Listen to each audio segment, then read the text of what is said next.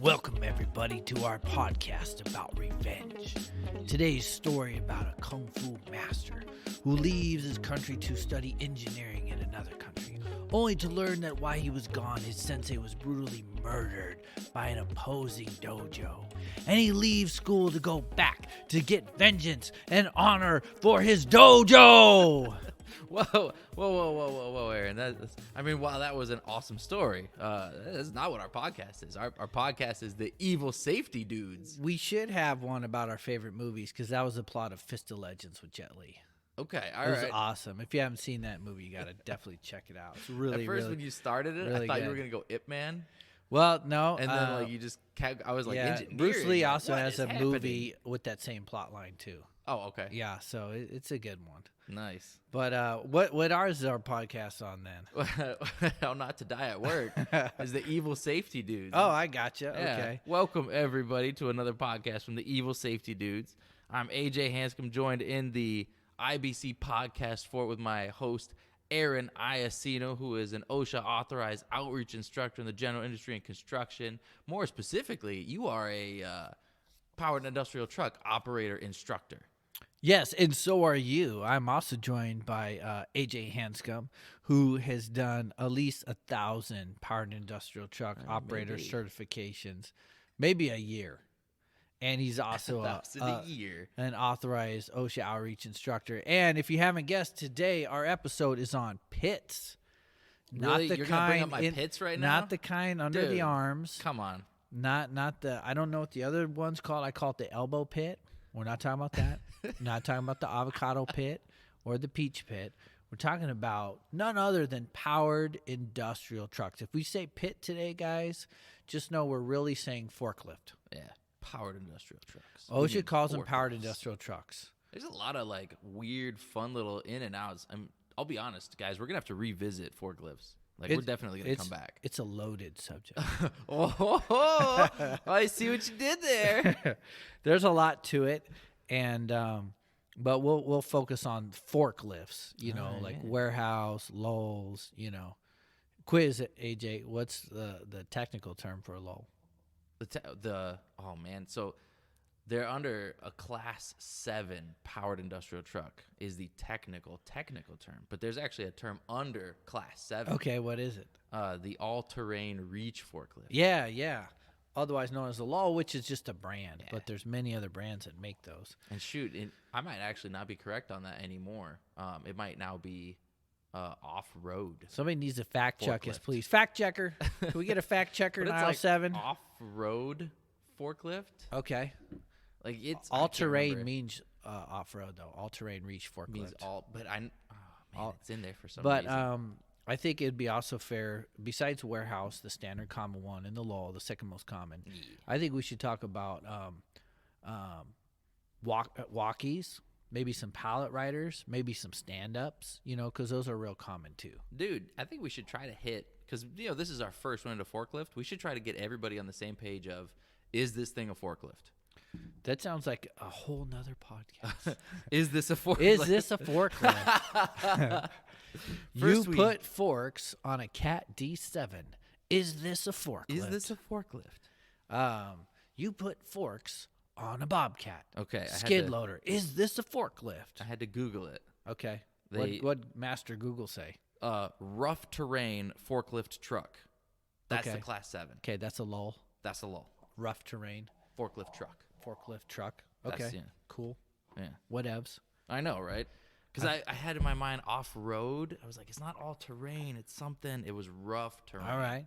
Well, before we get too deep into that, into pits, We're just going to be giggling all day now. before we get too deep into pits, let's talk about what's new. So I'll have you go first. I've been trying to challenge myself, physically stress my body a little bit more because I want to just try to shock my muscles and not just be in the same routine. And so it's nicer out. It's definitely been more pleasant. So I've been going outside and doing my absolute most hated thing in the world, cardio. Okay. But I've been doing sprints, and Those are good. It is horrific. So we've been going up to a track, and I'll be sprinting half a mile. Just hard as I can, pedal to the metal, full throttle, half mile, 2 laps. I mean, I'm like physically just not even surviving at the end of it. That's good. And I'll walk it out for a little bit until I kind of feel, like I got a little my wind back, and then I'm running. That's hardcore cardio. And then I try to run, like not like when I was sprinting, but like run. I'm not jogging, and I'll run it out until I just can't run no more, and then I'm gonna walk maybe another mile. And I'm telling you, man, the next day I feel amazing. That's but cool. That night I don't feel like a human being anymore. I feel like a puddle of soup. Right. Like it's. That's how you know you did something. My broken toes are about 85% healed. Good. And so I started doing some more sparring. Not Nice. kickboxing yet or doing MMA sparring yet. You but sure you don't want to be kicking with your 20% No, but left I'm broken boxing toes? and There you I'm go. doing grappling. All right. And it's holding up good. So I'm Now, giving are you it a doing few more anything- weeks and then I'm going to start kicking and doing MMA Do again. anything special like while you're out there to make sure somebody doesn't like step on your toes? Like are you wearing like on that foot? It's like, a the little same thing I stronger do to make sure shoe? they don't punch me in the face. So you're just I being focus really hard. defensive on the toes. Yeah. Well, Okay. and I fight lead leg forward, like right leg forward, like southpaw. Yeah. And so that's the toes that are broke. Oh, so you're like goofy footing yourself. You're going backwards. Well, no, that's how I fight. I am goofy foot. I am southpaw. I even skateboard that way. Well, yeah. So I'm saying you're putting that foot So backwards. I now, so could that- go to orthodox stance and Yeah. protect it, but then I get beat up because I feel like it's like taking me to a Yeah. beginner level almost. I can do switch stance okay, but so no, I'm just just Still making leading. sure they don't step on it. And Oof. but I'll wear a wrestling shoe to protect it. There I'm you not go. going out there barefoot. That's what I was wondering. Yeah, because you could wear wrestling shoes when you grapple, and you could wear wrestling shoes when you box. I mean, all boxers wear shoes. So you're anyway. doing something, right? It's not. Yeah, like you got got to be smart. I got to be smart now. I'm old. There you so, go. all right. Well, let's get back You to ain't pits. even old yet. Let's get back to pits. So, That's the pits. what do you got for a real life OSHA case? We worked a case. You worked it with me. We both had to do a lot of work on this case. And in fact, it required a ton of training and we got pulled into it. But we had an employee who was a safety person at a company. And there was some issues and they ended up leaving said company. And then they reported the company for what they thought was a pretty bad oversight to OSHA. And OSHA actually came in. So, an angry employee called OSHA? Yeah, That's dude. never happened before. Never. That was sarcastic, by the way, because that always happens. But anyway. So this angry person called OSHA and said, hey, these guys bought a new forklift that's not as strong as the old forklift. Okay. And then they didn't train their employees that this forklift is weaker than their previous And that's forklift. such a specific citation. If I'm working at OSHA, I would just be honored and be like, what'd they do to you? Like, you would even like wait, like what'd they do to you? yeah, I'd want to know, like, You just like whisper into the phone like, who hurt you? yeah. What because that's a very specific one. Yeah, man. You got to know stuff to know that that's even a violation. Right? But Yeah. it was, and OSHA took it serious enough that they stepped in, they did their evaluation, and they did end up citing the company saying, you didn't train your employees for this change. On the new equipment. On the Yeah, new so I equipment. remember that case. I remember we had to Yeah. go do the physical evaluation, Yep. and it was raining. You wore two hats. Yeah, I was freezing. It sucked. For those of you that don't know, Aaron has a luxurious mane of hair on top, but even that aside, it still took two hats to keep his hair Yeah, warm. and by luxurious mane, he means none. But it was raining, and the crazy thing is, the old forklift was a stand-up electric. Yep. So you operate standing up. It was electric. The new one was a stand-up electric. The average employer out there wouldn't think they would be required to do new training. Right, it's the same forklift, It's isn't it? like, for all intents and purposes, it is. But It was slightly cheaper. there was one big difference. The And you maximum may have load. already said it. I did. Yeah, it was 500 pounds weaker, right? The new Yep. one. The new one couldn't lift 500 And we pounds. dug deep into that reg. I remember much. because we always try to get our clients out of OSHA Yeah. citations, and we're like, we could get you maybe let's not. Let's look we into we it. might be able to, Yeah. because we were thinking we didn't change types. We didn't change types. We didn't Because change any controls. under the refresher training, if it wasn't a near miss, an accident, a new environment, now new equipment does require it, but there's specifications on the new Yep. equipment, and this is same type to same type. And even that whole list under the specifications, they nailed it. All the required specifications were there, so we didn't have to do new retraining. But we didn't have to do the that. classroom again. Yeah, we didn't have to do the written tests again. But where OSHA got them was it did say that if the new lift was substantially different capacity, under. Yeah, then they would have to do it. And Because so I believe if it was over, I don't think the same requirement was there. I don't know, because that's not really hazardous that your forklift's stronger, but it's hazardous if you're used to the old weight. You try to lift up something, but your new one's weaker. Now you're going to tip it over. That was part of the specific wording, is it had to be weaker. Yeah. So that's what they got them on. And so we went and we got all the employees who said, hey, guys, see this forklift? Yeah. It's 500 pounds weaker. Mm-hmm. Now drive around and pick up that and put it over there, and we're going to evaluate Move this you. Thing So we did new hands-on and new evaluation, a super mini class on the capacity change, because everything else was the same: controls, operation, warnings, everything that OSHA says you have to have in the class was the same. For those of you that could hear the sirens in the background, welcome to Sioux City, Iowa. Where we're the number one. We're the most Sioux City of Sioux Cities. We're number one. We're the number one crime rate in Iowa. We're the number one Sioux City of all the top-rated Sioux cities. So anyway, that's just how I'm going to do things from now on. After your last one in our last podcast, that we're was my the top favorite. Sioux City in the world. We're the top Sioux City in Sioux City. Number one Sioux City in all Sioux cities. So I have another one. Ooh, a real-life forklift incident. I got a call. Said, Aaron, our employees are complaining of being sick. Now, I don't know if I actually know this case, but if I just immediately had to guess. Well, you already know it has to do with forklifts. So if it's you kind of got the if punchline. they're operating indoors. So I didn't know anything other than our employees are complaining of being sick. Okay. So I grabbed my 4-gas monitor, and I thought, let me go down there and just walk around and see if, what's going on. For sure. And so I turned on my 4-gas monitor, and carbon monoxide levels up. Okay, not a good sign. It's not beeping, but it's up. I see carbon monoxide. And I go, oh, okay. Well, carbon monoxide makes people sick, even kills people. It's colorless, odorless, and it has the same weight of air, so it just hangs around the air. I don't know about that. When I make carbon monoxide biscuits, I like them to be nice and golden it's brown. Not on the ground. It's not in the air. Good. If you allow me to use a water term, it's like neutral buoyant. It's just like hanging out in the air. So it's a bad won't float, won't gas. sink. Yeah. So I was like trying to find the source of this carbon monoxide. Okay.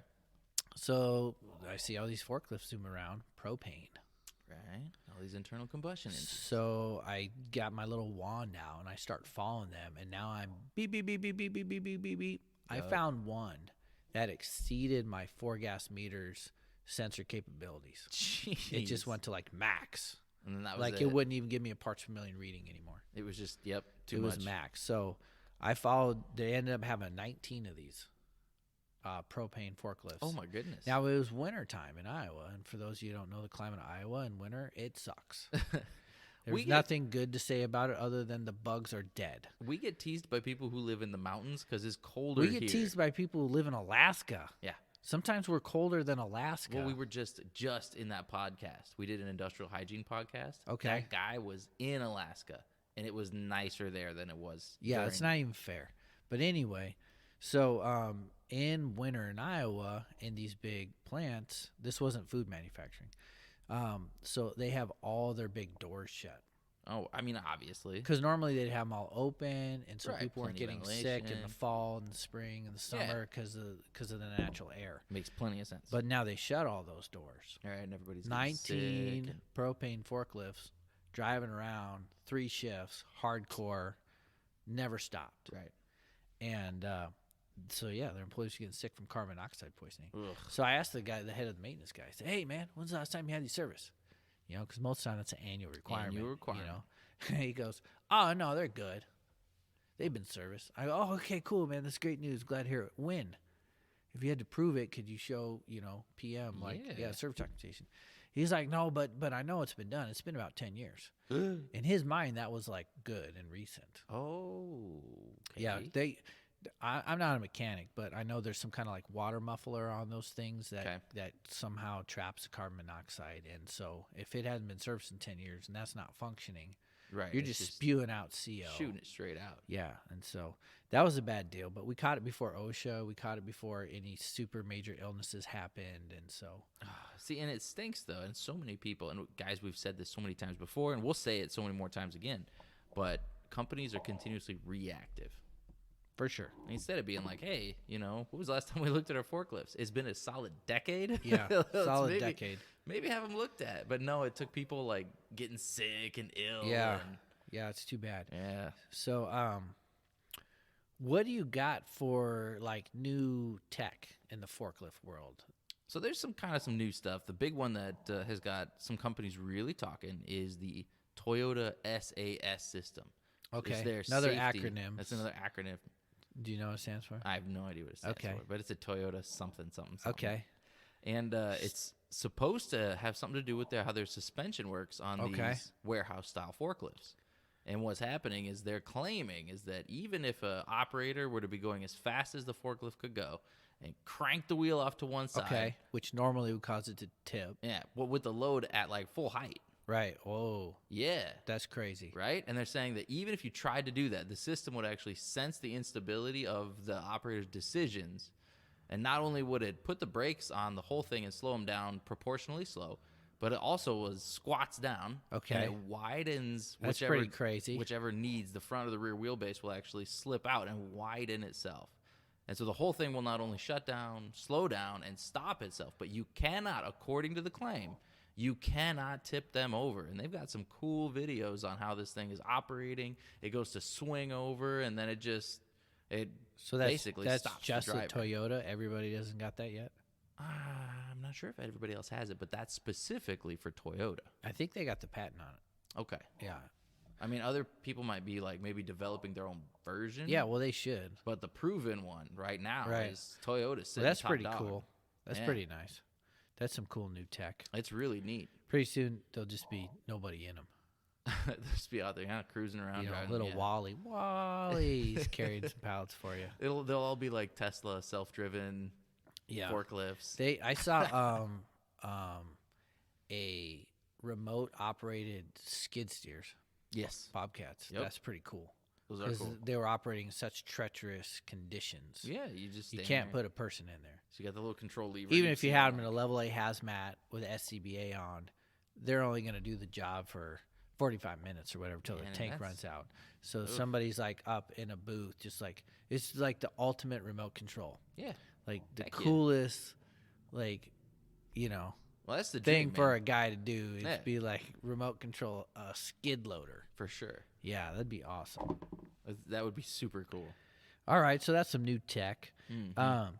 So let's talk training for a minute, because forklifts have been part of OSHA's national emphasis program for a long, long For like time. ever. They really, really, really highlight on forklifts. And one of the things they're constantly always busting people on is not providing training. So let me quiz you. Ready? No. OSHA pit training quiz. Okay, my name's company ABC, and I'm trying to be right. And I heard I got to train people with forklifts. Cool. So when they start, I make them watch this really awesome video that I bought online for $500. That's expensive. It's kind of standard job. for a forklift video. $500 video. Safety training videos are expensive. Yeah. And it came with a test Okay. that was in line with the video and a little booklet I give them. So I'm bee's knees top dog. So there's no way that OSHA could bust me, right? I have them watch a video. I have them take the test. I give them this little booklet. And then it even came with these little certification cards. And I rip one out and I write their name on it and I give it to them. I'm like the best in the world, right, at safety. You are 1/3 of the way done. You have now completed. If that thing is actually up to I can't even say you're technically at a third, and you know why. But for our audience sake, your training. So there's 3 parts to say somebody's been trained and certified to operate a forklift. You must have the training in the OSHA standard rules, regulations, and then you also have to get training in your site-specific hazards. And then you also have to get training in your specific forklift. So what didn't I do? Well, so maybe they learned some OSHA standards. in the video. In the video. Let's say it covered all of them. Okay, cool. But they didn't learn any of their site-specific hazards, right? So they got no site-specific, and then they didn't learn anything about their forklift. Is it electric? Okay. Is it diesel? Is it, LP? And Right. then is it stand-up, sit down? How do the controls work? Like, Yeah, they there's didn't so learn much stuff in any the of that OSHA stuff. regs that what they say you have to do and cover. Mm-hmm. And then obviously they didn't get evaluated operating. Right. So that would have been, step 2. Yeah. You got to go out and you have to get your training. You got to get the hands-on, and then you got to get evaluated in the workplace. So all 3 steps have to get done. Yep. And then let's pretend you told me that. Okay. And so then I did that. So you made a new video. No, I junked the video. I got some curriculum from you. I went through your Train the Trainer.